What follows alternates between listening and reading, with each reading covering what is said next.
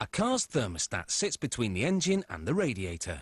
Until the engine warms up, it blocks the flow of coolant to the radiator.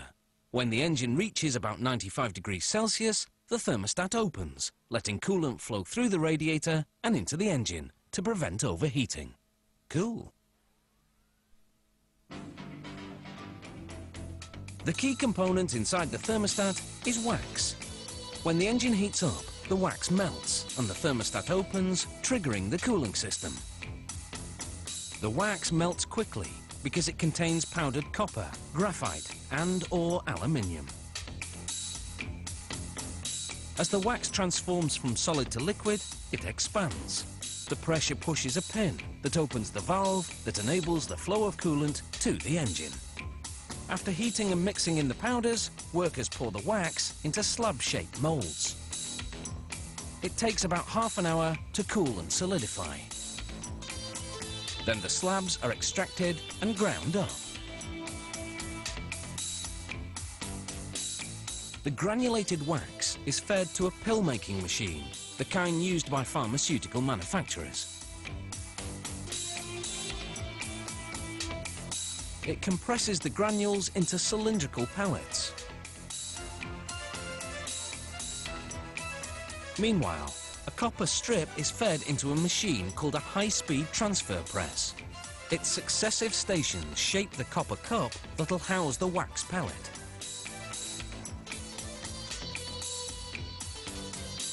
The first station stamps out a circle. The others progressively stretch and form the circle into a cup.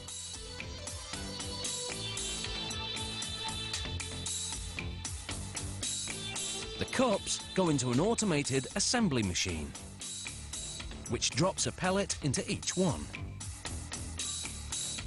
A pin then bores a hole down the center of each wax pellet.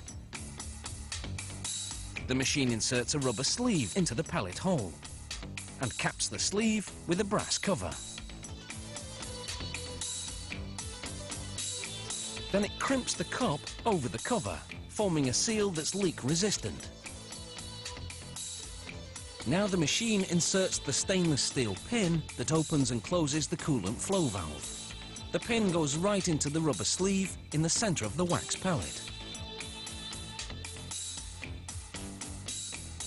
When the thermostat is operating, the melting wax expands within the cup, squeezing the rubber sleeve that forces the pin upward, opening the coolant valve. Now the parts are heated to the temperature at which the engine cooling system should kick in. A calibration machine squeezes the cup until the pin rises enough to open the coolant valve.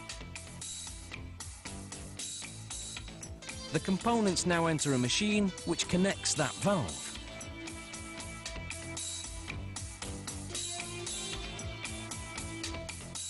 The valve is made up of two stainless steel pieces.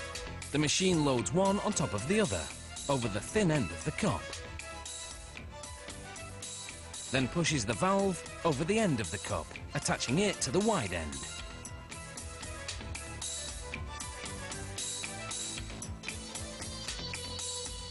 On the left is before the valve installation, and here's after.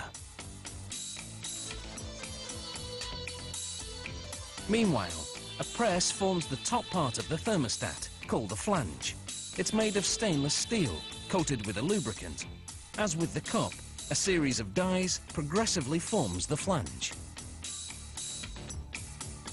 Now for the final assembly. First, the thermostat's stainless steel frame. Next, a stainless steel spring. Its job is to close the valve when the engine cools. Now the assembled components go inside the spring. The flange goes on top.